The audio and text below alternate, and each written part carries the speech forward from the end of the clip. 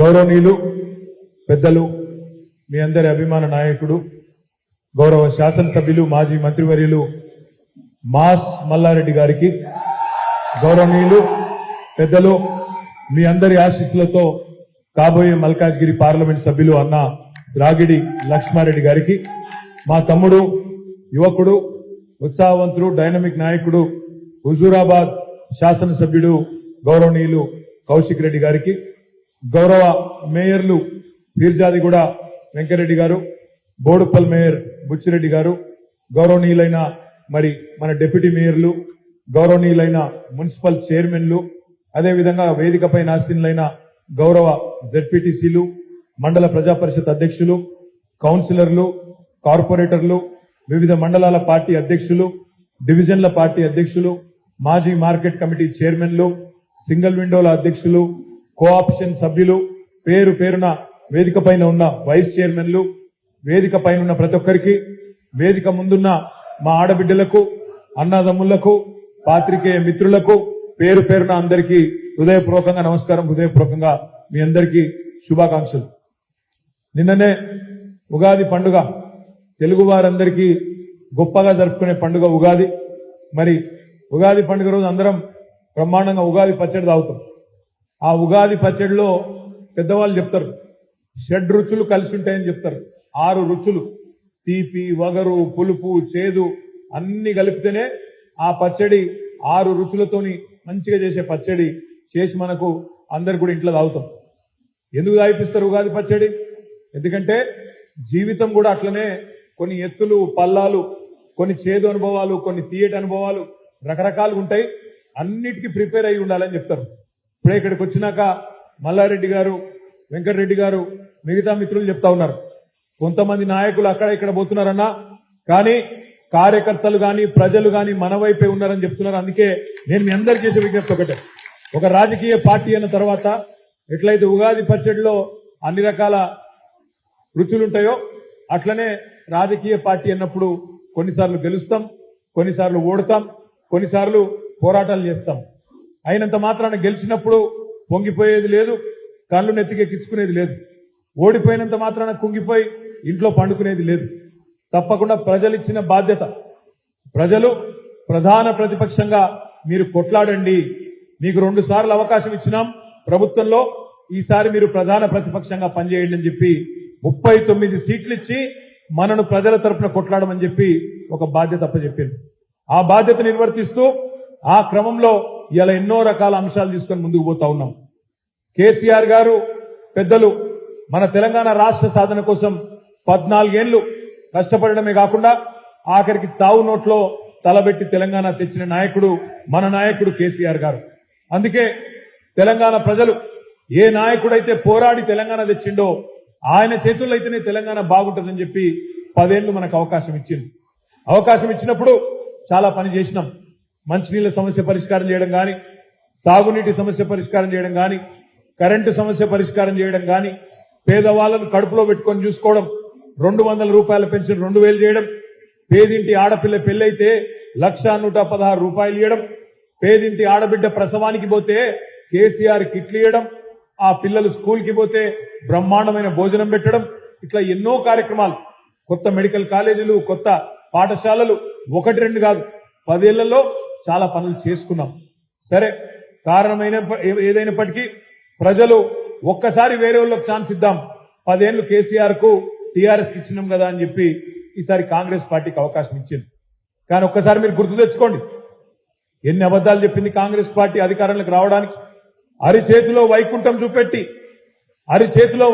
చూపెట్టి 420 హామీలు ఇచ్చి 420 హామీలు ఇచ్చి ఇలా గద్దెనెక్కి కూర్చున్నాడు కాంగ్రెస్ పార్టీ ముఖ్యమంత్రి రేవంత్ రెడ్డి గారు. ఎన్ని చెప్పిండు యాదికుండాలా మీకు? ఇక్కడ ఉన్న రైతు బిడ్డలు, మా గట్కేసర్ వాళ్ళు గుర్తు తెచ్చుకోండి. డిసెంబర్ 9 నాడు నేను ముఖ్యమంత్రి అవుతున్నా, కాంగానే 2 లక్షల రుణమాఫీ మీద సంతకం పెడతా, ఇప్పటిదాకా లోన్ తెచ్చుకోని వాళ్ళు ఉంటే పరుగున వండి పోయి బ్యాంకుకు పోయి 2 లక్షలు తెచ్చుకోండి అని చెప్పిన మాట మర్చిపోవద్దు. అదేవిధంగా ఇంట్లో ఉండే కోడలి పిల్లలకు 2500 రూపాయలు ఇస్తా, ఇంట్లో ముసలోళ్ళుంటే 4000 ఇస్తా, ఇద్దరు ముసలోళ్ళుంటే ఇద్దరికి 4000 చొప్పున 8000 ఇస్తా, అని మాట్లాడిన మాట మర్చిపోవద్దు. అదే విధంగా 1-2 కాదు, మా తమ్ముళ్ళకి చెప్పిండు, మా చెల్లెలకు చెప్పిండు, సంవత్సరంలో 2 లక్షల ఉద్యోగాలు ఇస్తా, మొదటి సంవత్సరంలోనే 2 లక్షల ఉద్యోగాలు ఇస్తా అని చెప్పిండు. చెప్పుకుంటూ పోతే 420 హామీలు ఇష్టం వచ్చినట్టు నోటికొచ్చినట్టు అడ్డగోలు హామీలు, అడ్డగోలు మాటలు మాట్లాడి అక్కడ వచ్చి అలా అధికారంలో కూర్చున్నారు. 100 రోజుల్లో అమలు చేస్తాం 6 గ్యారెంటీలు అన్నాడు. 100 రోజుల్లోనే 6 గ్యారెంటీలు అన్నాడు. రైతులకు ఇచ్చిన ఒక్క హామీ కూడా అమలు చేయలే. 2 లక్షల రుణమాఫీ అమలు కాలే. డిసెంబర్ 9 పోయింది, జనవరి 9 పోయింది, ఫిబ్రవరి 9 పోయింది, మార్చి 9 పోయింది, నిన్ననే ఏప్రిల్ 9 కూడా పోయింది. అంటే 4 నెలలు నిండింది, 5వ నెలలో అడుగుపెట్టినా రుణమాఫీ గురించి ప్రస్తావన లేదు. అదేవిధంగా ఆడబిడ్డలు 1,67,00,000 మంది ఆడబిడ్డలు ఎదురు చూస్తున్నారు. 18 ఏళ్లు నిండిన ఆడబిడ్డలు. మాకెప్పుడు వస్తాయి మహాలక్ష్మి పథకం 2,500 రూపాయలు 100 రోజుల్లో ఇస్తామన్నావు కదా, ఏది రేవంత్ రెడ్డి గారు అంటే ఏమంటున్నాడు? ఎకసెక్కాలు ఆడుతున్నాడు. నేను సెక్రటేరియట్ లో లంకె బిందెలు ఉంటాయనుకొని వచ్చినా, ఇక్కడ లంకె బిందెలు లేవు, ఖాళీ కుండలు ఉన్నాయి అని మాట్లాడుతున్నాడు రేవంత్ రెడ్డి గారు. ఎక్కడన్నా లంకె బిందెల గురించి ముఖ్యమంత్రి మాట్లాడంగా విన్నామా మనం? అసలు లంకె బిందెలు ఎవరెత్తుకుతారు? గడ్డపారలు పట్టుకొని, తట్టపారలు పట్టుకొని, నెత్తి మీద తువ్వాల కప్పుకొని అర్ధరాత్రి లంకె బిందెల కోసం పాడుబడ్డ గుడులల్లా, పాడుబడ్డ కోటలల్లా, పాడుబడ్డ గడిలల్లా ఎవరు తిరుగుతారు? దొంగలు తిరుగుతారు. మరి ఈయన ఏం చేస్తుండనో ఇదివరకు నాకు తెలియదు రేవంత్ రెడ్డి, కానీ ఇలా లంకె బిందెలని మాట్లాడుతున్నాడు. ఇక ఇంకో దిక్కు, అయ్యా రేవంత్ రెడ్డి గారు రుణమాఫీ ఏమైంది అంటే మెడల పేగులు వేసుకుంటా అంటాడు. రేవంత్ రెడ్డి గారు మహాలక్ష్మి ఏమైందయ్యా అంటే జేబుల కత్తెర పెట్టుకొని తిరుగుతున్నా, కట్ చేస్తా అంటాడు. గట్టిగా అడిగినామనుకో, ఏమయ్యా రేవంత్ రెడ్డి 420 హామీలు ఏమైనాయి అంటే మానవ బాంబునైతా ఏమనుకుంటున్నావు అంటాడు. నా కొడకల్లారా అని మాట్లాడతాడు. నాకు తెలియక అడుగుతా, ఎవడన్నా ముఖ్యమంత్రి జేబుల కత్తెర పెట్టుకొని తిరుగుతాడే? జేబుల కత్తెర పెట్టుకొని ఎవరు తిరుగుతారు? ఎవరు? జేబు దొంగలు తిరుగుతారు. జేబు దొంగలు బస్సులలో ఆడ ఈడ రష్ బాగున్నప్పుడు జేబులు కత్తిరించే జేబు దొంగలు ఆ జేబుల కత్తెరలు పెట్టుకుని తిరుగుతారు. అయినా రేవంత్ రెడ్డి గారు మీరు 5 ఏళ్లు నిక్షేపం లాగా ఉండాలని కోరుకుంటున్నాం మేము. ఆ జేబుల కత్తెర జర అటు ఇటు అయితే డేంజర్ ఉంటుంది, జాగ్రత్త, కొద్దిగా జాగ్రత్త. పైలం జేబుల కత్తెర పెట్టుకొని తిరుగుతున్నా, మెడల పేగులేసుకొని తిరుగుతానని మాట్లాడతాడు. మెడల పేగులేసుకొని తిరుగుతాడు ముఖ్యమంత్రి. మెడల పేగులేసుకున్నా అంటాడు, మానవ బాంబు అంటాడు. అసలు విషయం మాత్రం చెప్పాడు రేవంత్ రెడ్డి గారు. నువ్వు ఇచ్చిన హామీలు ఏమైనా స్వామి అంటే చెప్పాడు. నా ప్రభుత్వాన్ని పడగొట్టే కుట్ర జరుగుతుందంటారు. రేవంత్ రెడ్డి గారు నీ ప్రభుత్వం 5 ఏళ్లు ఉండాలని మేము కోరుకుంటున్నాం. ఈ 5 ఏళ్లలో నువ్వు ఇచ్చిన 420 హామీలు అమలు చేయాలని కోరుతున్నాం. చేయకపోతే మాత్రం వెంటాడుతాం, వేటాడుతాం, ప్రజలందరినీ కూడగట్టి కాంగ్రెస్ పార్టీని తప్పకుండా రాజకీయంగానే బొందబెడతాం. మానవ బాంబులు అయ్యే కర్మ నీకు అవసరం లేదు. నీ పక్కకే ఉన్నాయి బాంబులు. ఒక నల్లగొండ బాంబు, ఖమ్మం బాంబు పక్కకే ఉన్నాయి. వాళ్ళు పెడతారు, పెడితే నీకు బాంబులు తప్ప మేము పెట్టాల్సిన అవసరం లేదు. మాకు నీ ప్రభుత్వాన్ని పడగొట్టాల్సిన కర్మ అంతకంటే కూడా లేదు. ఎందుకంటే ఆటోమేటిక్ గా నువ్వే ఫెయిల్ అవుతావు, నీకే ఎరకాదు. నీకు కూడా తెలుసు ఇచ్చిన హామీలు నిలబెట్టుకునే ముఖం, ఆ తెలివి నీకు లేదు. ఉన్న సంపదను, రాష్ట్ర సంపదను పెంచే తెలివి లేదు. ఎంతసేపు తెల్లారలేస్తే ఏం చేయాలి?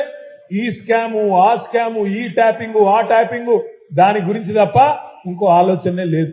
రేవంత్ రెడ్డి గారికి నేను చెప్తా ఉన్నా, ఫోన్ల ట్యాపింగ్ మీద పెట్టిన శ్రద్ధ వాటర్ ట్యాపింగ్ మీద పెట్టు. మళ్ళా వాటర్ ట్యాంకర్లు మోపైనాయి, వాటర్ ట్యాంకర్లు తిరుగుతున్నాయి ఊర్లల్లా. మళ్ళా కేసీఆర్ గారు బ్రహ్మాండంగా ఇంటింటికి నల్ల నీళ్లు ఇచ్చిండే, అది ఎక్కడో కనీసం దాన్ని నిర్వహించి తెలివితేటలు కూడా లేవు ఈ ప్రభుత్వానికి. అందుకే రేవంత్ రెడ్డి గారికి, కాంగ్రెస్ పార్టీకి బుద్ధి చెప్పాలి అంటే వాళ్ళు పెట్టిన డమ్మీ అభ్యర్థి నేను ఉత్తగానే అంటలేను. చేవెళ్ల కోసం జాయిన్ అయ్యిండు పట్నం మహేందర్ రెడ్డి పోయి, పట్నం మహేందర్ రెడ్డి, సునీత మహేందర్ రెడ్డి పోయి చేవెళ్ల టికెట్ కావాలని జాయిన్ అయ్యాను. అక్కడ వనికిరారట, కానీ మల్కాజ్గిరికి మాత్రం ఆ చెత్తను, చేవెళ్లలో వనికిరాని చెత్తను తీసుకొచ్చి మల్కాజ్గిరి ముఖం మీద వారేస్తా అని చెప్పి ఇక్కడ టికెట్ ఇచ్చింది. మరి ఆ డమ్మీ అభ్యర్థి కాదా ఆమె? ఇక్కడ పనికొచ్చే అభ్యర్థినా? అందుకే నేను అడుగుతా ఉన్నా, మిత్రులారా ఆలోచించండి. కాంగ్రెస్ పార్టీకి ఓటేస్తే ఇవాళ ఏం నష్టం జరిగిందో ఒక్కసారి ఓటేసినందుకే మీ కళ్ళ ముంగట్నే ఉన్నది. మళ్ళొక్కసారి ఓటేస్తే ఏమంటాడు రేవంత్ రెడ్డి? నేను 2 లక్షల రుణమాఫీ చేయకపోయినా నాకే ఓటేసిండ్రు, నేను నెలకు 2,500 ఇయ్యకపోయినా నాకే ఓటేసిండ్రు, ముసలోళ్లకు నెలకు 4,000 ఇస్తా అని చెప్పినా ఓటేయకపోయినా ఆ పైసలు ఇవ్వకపోయినా నాకే ఓటేసిండ్రు కాబట్టి రేపు ఇచ్చే అవసరమే లేదు.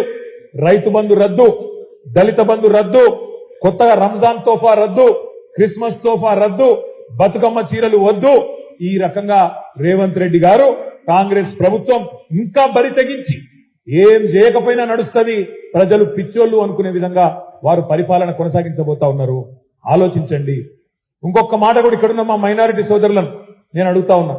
ఇవాళ ఇక్కడ డమ్మీ అభ్యర్థిని పెట్టింది ఎందుకు? ఎవరికి లాభం చేయడానికి? బీజేపీకి లాభం చేయడానికే కదా. కరీంనగర్ లో ఇప్పటివరకు అభ్యర్థిని డిక్లేర్ చేయడు, ఇక్కడ డమ్మీ అభ్యర్థిని పెడతాడు. సికింద్రాబాద్ లో డమ్మీ అభ్యర్థి మొత్తం చూడండి లెక్క. కొన్ని చోట్ల బీజేపీ గెలవాలా, కొన్ని చోట్ల కాంగ్రెస్ గెలవాలా, ఇద్దరమే ఉండాలి తప్ప కేసీఆర్ ఉండొద్దు, బీఆర్ఎస్ ఉండొద్దు అనేది ఈ రెండు పార్టీల పంతం. అందుకే ఆలోచన చేయాల. ముఖ్యంగా పాపం రాహుల్ గాంధీ గారిని కూడా రేవంత్ రెడ్డి గారు పిచ్చోని చేస్తా ఉన్నాడు. రాహుల్ గాంధీ ఏమనుకుంటుండంటే నేను చేసిన ముఖ్యమంత్రి ఈయనను, నా కోసం పనిచేస్తున్నాను రాహుల్ గాంధీ అనుకుంటుండు. కానీ రేవంత్ రెడ్డి గారి మాటలు చూడండి, ఆయన వ్యవహారం చూడండి. రాహుల్ గాంధీ పాపం ఢిల్లీలో అక్కడెక్కడో పైన ఉత్తర భారతదేశంలో భారత్ జోడో యాత్ర అని తిరుగుతున్నాడు. ఆయనలో చెప్తున్నాడు రాహుల్ గాంధీ చౌకీదార్ చోర్ హై అంటున్నాడు. రాహుల్ గాంధీ చౌకీదార్ అంటే ఎవరు? చౌకీదార్ ఎవరు? చౌకీదార్ చోర్ హై అని రాహుల్ గాంధీ అంటాడు. రేవంత్ రెడ్డి ఏమంటుండి ఇక్కడ? చౌకీదార్ చోర్ నహీ హై, हमारे बड़े भाई है, हमारे बड़े भाई है, నరేంద్ర మోడీ మేరా బడా భాయ్ అని ఇక్కడ రేవంత్ రెడ్డి. అక్కడ రాహుల్ గాంధీ అంటాడు అదానీ ఫ్రాడ్ హే, అదానీ అంటాడు దొంగ.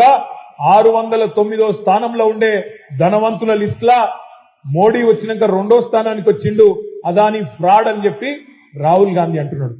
రేవంత్ రెడ్డి ఏమంటుండు? అదానీ ఫ్రాడ్ నహీ హే, అదానీ హమారే ఫ్రెండ్ హే, हम तेलंगाना को उसको ला लेंगे, उसको రెడ్ కార్పెట్ వెల్కమ్ దే దేంగే అని చెప్పి దావోస్ లో అలై బలై చేసుకొని ఒక దిక్కు రాహుల్ గాంధీ తిడతాడు, ఇంకో దిక్కు ఈయనేమో కౌగిలించుకుంటాడు. ఇంకో దిక్కు రాహుల్ గాంధీ పాపం ఢిల్లీలో అంటాడు గుజరాత్ మోడల్ एक फेक మోడల్ है, బక్వాస్ మోడల్ है, గుజరాత్ ఏం జరగలే అంత డొల్లా అని రాహుల్ గాంధీ అంటాడు. రేవంత్ రెడ్డి ఏమంటుండు? లేదు లేదు, తెలంగాణను గుజరాత్ రాష్ట్రాలను తీసుకపోతా, గుజరాత్ మోడల్ బహుత్ అచ్చా హై, గుజరాత్ మోడల్ मेरे को बहुत पसंद है అని రేవంత్ రెడ్డి అంటాడు. ఢిల్లీలో రాహుల్ గాంధీ ఏమో लिकर स्कैम नहीं कुछ नहीं, अरविंद केजरीवाल को गलती से अरेस्ट करे, ये नाइंसाफी है, ఇది అన్యాయం, అరవింద్ కేజ్రీవాల్ అరెస్ట్ చేసుడు, లిక్కర్ స్కామే లేదు అని రాహుల్ గాంధీ అంటాడు ఢిల్లీలో. ఇక్కడ రేవంత్ రెడ్డి ఏమంటాడు? లేదు లేదు, కేసీఆర్ బిడ్డను అరెస్ట్ చేసుడు కరెక్టే, లిక్కర్ స్కామ్ జరిగింది అని రేవంత్ రెడ్డి మాట్లాడతాడు. అంటే కాంగ్రెస్ లోనే అటు రాహుల్ గాంధీ, ఇక్కడ రేవంత్ రెడ్డి, రెండు నాల్కలు.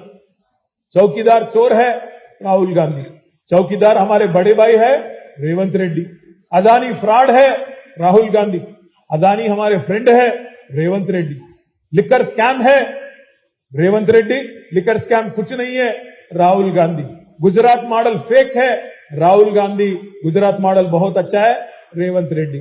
ఆలోచించుకోండి దయచేసి. కాంగ్రెస్ ఓటేసే మిత్రులు ఆలోచించండి. ఎందుకంటే మీరు వేసే ఒక్కొక్క ఓటు రేపు ఏం జరుగుతుందంటే పార్లమెంట్ ఎన్నికల తర్వాత ఒక 25-30 మంది ఎమ్మెల్యేలను తీసుకొని కాంగ్రెస్ వాళ్ళను బీజేపీలకు జంపు కొట్టే మొట్టమొదటి నాయకుడు రేవంత్ రెడ్డి గారే కాబోతున్నారు. ఇది రాసి పెట్టుకోండి. ఇవాళ నేను చెప్తే మీకు కొద్దిగా ఎక్కువ చెప్తుండేమో అనిపిస్తుంది, ఒక ముఖ్యమంత్రి పార్టీ మారుతాడా అనిపిస్తుంది. కానీ చూడు ఏమైతుందో దేశంలో. 8 ప్రభుత్వాలు గులగొట్టిండు నరేంద్ర మోడీ. గత 10 ఏళ్లలో ప్రజలు ఎన్నుకున్న ప్రభుత్వాలు కర్ణాటకలో, మధ్యప్రదేశ్ లో ఒక దగ్గర కాదు, ఎవ్వని బతకనిస్తలేడు.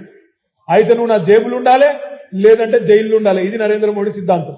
అయితే నువ్వు నా జేబులు ఉండాలి, లేకపోతే జైలు ఉండాలి, అంతే తప్ప మధ్యలో ఎక్కడ ఉండని అని చెప్పి నరేంద్ర మోడీ. అందుకే రేవంత్ రెడ్డి కూడా భయం పట్టుకున్నది. ఏం చేస్తాడో, ఏడ కొబ్బ పుచ్చుకుంటాడో అని భయంతోని ముందు నేనే జంపు కొడతా అని చెప్పి రంగం సిద్ధం చేసుకుంటా ఉన్నాడు. అందుకే ఈ మాటలు దయచేసి గుర్తుపెట్టుకోండి. ఇంకొక మాట కూడా నేను విజ్ఞప్తి చేస్తా ఉన్నా. రేవంత్ రెడ్డి గారు మాట్లాడుతున్నారు నిన్న మొన్న, మాకే ఓట్లేస్తారు ప్రజలు, మీకు ఒక్క సీటు కూడా రాదు, ఏం చేసుకుంటారో చేసుకోపో అని కేసీఆర్ గారిని మొన్న మాట్లాడిండు చేవెళ్ళ. మాట్లాడితే నేను ఒకటే అడిగిన, ఒక్క సీటు కూడా రాదన్నావు కదా రేవంత్ రెడ్డి, మరి ఇవాళ నువ్వు మల్కాజ్గిరి సిట్టింగ్ ఎంపీ నువ్వే ఉన్నావు కదా, అంత మొగాడివైతే, అంత దమ్ముంటే కొడంగల్ ఎమ్మెల్యేకు రాజీనామా చేసి నువ్వురా, సిరిసిల్ల ఎమ్మెల్యేకు రాజీనామా చేసి నేను వస్తా, ఇద్దరం మల్కాజ్గిరిలో తెలుసుకుందామన్నా. ఇప్పటి వరకు స్టడీస్ అప్పుడు లేదు. ఇప్పుడు కూడా మళ్ళీ చెప్తున్నా నేను, ఇప్పుడు ఇలా ఏప్రిల్ 10 ఇంకొక వారం తర్వాత నామినేషన్లు చాలు అవుతాయి. ఏప్రిల్ 18 నుంచి నేను మా లచ్చనని బతిమలాడుకుంటా.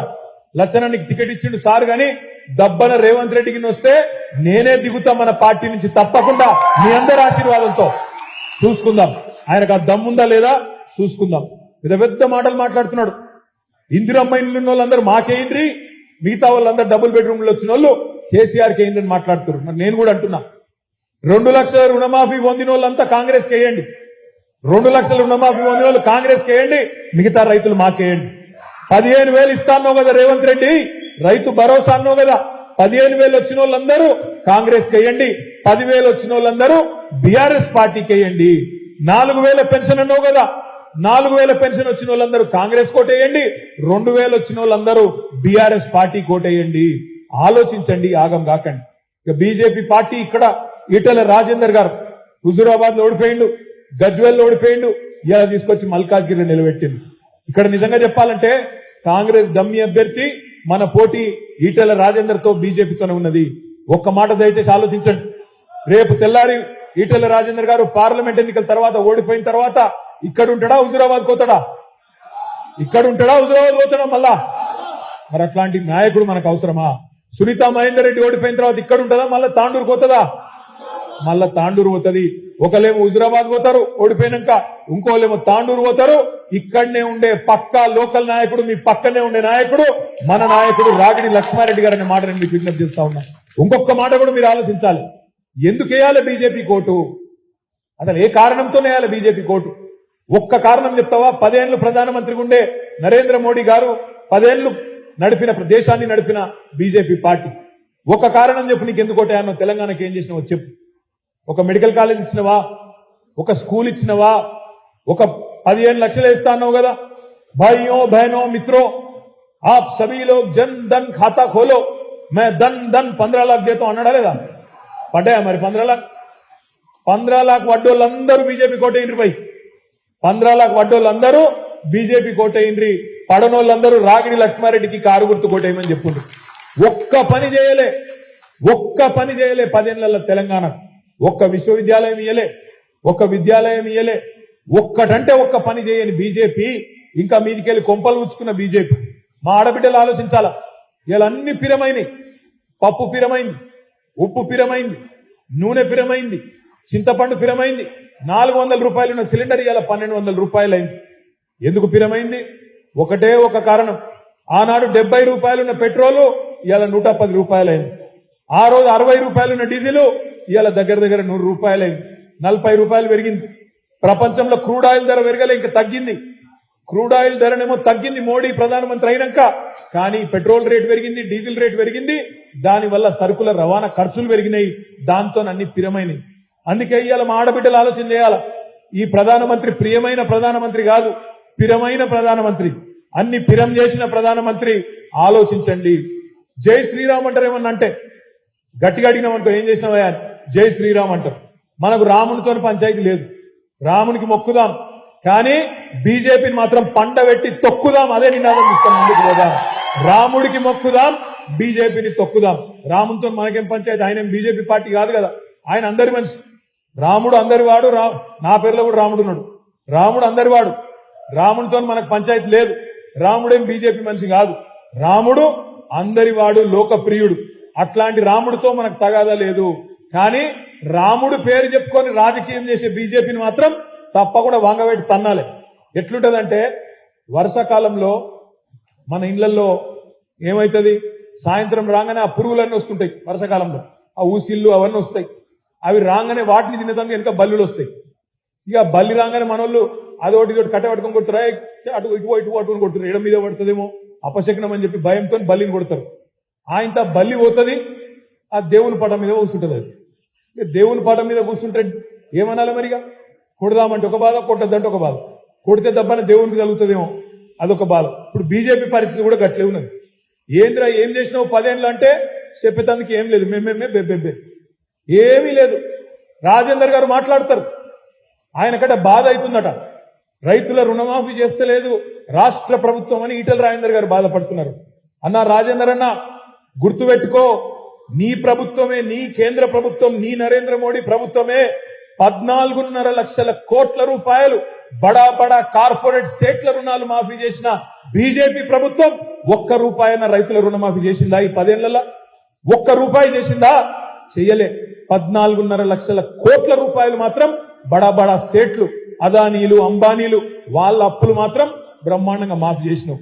ఈ దేశంలో పేదవాళ్ళ దగ్గర వాళ్ళ రక్త మాంసాలు విండి కరోనా సమయంలో కూడా వాళ్ళు పాపం కాలుతున్న కాళ్లతోని చెప్పులు లేకుండా 100 కిలోమీటర్లు నడుచుకుంటూ పోతే కనీసం ఫ్రీ రైలు అన్న పెట్టిండా మోడీ గారు? ఫ్రీ రైలు పెట్టిండా? పెట్టలే.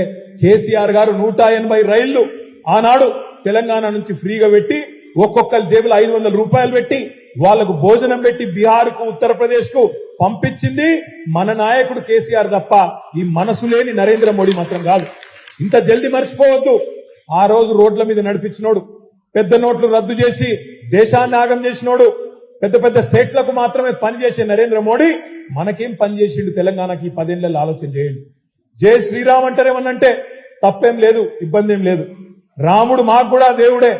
కానీ రాముడిని అడ్డం పెట్టుకుని రాజకీయం చేసే బీజేపీని మాత్రం తప్పకుండా అడుగుతాం, తప్పకుండా నిలదీస్తాం.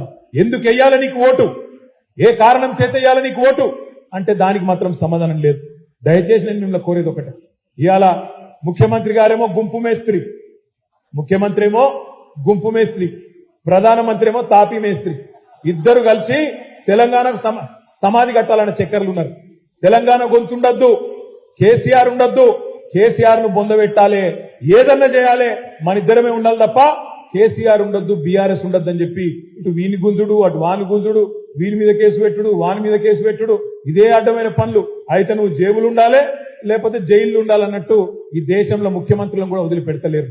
అందుకే నేను అంటున్నా, రేపు పార్లమెంటులో మనోడు, మన గొంతు, మన తెలంగాణ వాది రాగిడి లక్ష్మారెడ్డి గారిని మంచి మెజారిటీతో గెలిపించి పార్లమెంటుకు పంపుదాం. ఈ గులాబీ జెండా మాత్రమే మన ప్రయోజనాలను, మన రాష్ట్ర ప్రయోజనాలను కాపాడగలుగుతుంది అనే మాటను అడుగుదాం. ఇలా నిజంగానే బీజేపీ పార్టీకి ప్రేమ ఉంటే భద్రాచలం సీతారామస్వామి టెంపుల్ ఉన్నది, ₹1 ఇచ్చిండా 10 ఏళ్లలో? అయోధ్య రాముడే రాముడు, భద్రాచలం రాముడు రాముడు కాదా? పోనీ మీ గట్కేసర్లో ఇంత పెద్ద రామలింగేశ్వర స్వామి టెంపుల్ ఉంటుంది, బ్రహ్మాండంగా ప్రతి శివరాత్రికి లక్షల మంది వస్తారు. ₹1 ఇచ్చిందా కిషన్ రెడ్డి? ₹1 ఇచ్చిందా బీజేపీ ప్రభుత్వం? మరి మీ గట్కేసర్ రామలింగేశ్వర స్వామికి ₹1 ఇయ్యని ఈ బీజేపీ పార్టీకి ఓటేద్దామా? మనం కూడా కట్టినాం గుడి పక్కనే యాదాద్రి, ఎంత అద్భుతంగా కట్టినాం. కానీ మనం రాజకీయం చేసినామా? లక్ష్మీ నరసింహస్వామి దేవాలయాన్ని అడ్డం పెట్టుకొని లక్ష్మీ నరసింహస్వామి ఫోటోలు ఇంటింటికి పంపి చిల్లర రాజకీయం చేసినామా? చెయ్యలే. దేవుడు దేవుడే, ధర్మం ధర్మమే, రాజకీయం రాజకీయమే. ఎవరు మన కోసం పనిచేస్తున్నారో, ఎవరు దేవుణ్ణి అడ్డం పెట్టుకొని బతుకుతున్నారో ప్రజలకు చెప్పాలి, వివరించి చెప్పి ఈ దేశంలో నిరుద్యోగము, పెరుగుతున్న ధరలు, పెరుగుతున్న మతోన్మాదము అన్నిటికీ కారణమైన బీజేపీని పాతర వేయడానికి కలిసి పనిచేయాలని చెప్పి మీ అందరినీ మనస్ఫూర్తిగా కోరుకుంటూ, మరి ఇప్పటికే ఆకలి అవుతుండొచ్చు మీ అందరికీ, ఎందుకంటే ఎక్కువ పరీక్ష పెట్టకుండా మరి లక్ష్మారెడ్డి గారి కారు గుర్తుకు, ఎందుకంటే 30 లక్షల ఓటర్లు ఉండే నియోజకవర్గం మల్కాజ్గిరి, ఇంటింటికి రాలేడు లక్ష్మారెడ్డి, కానీ మీరే లక్ష్మారెడ్డి అన్నట్టుగా కలిసిమెలిసి అందరం పనిచేద్దామని చెప్పి విజ్ఞప్తి చేస్తూ జై తెలంగాణ.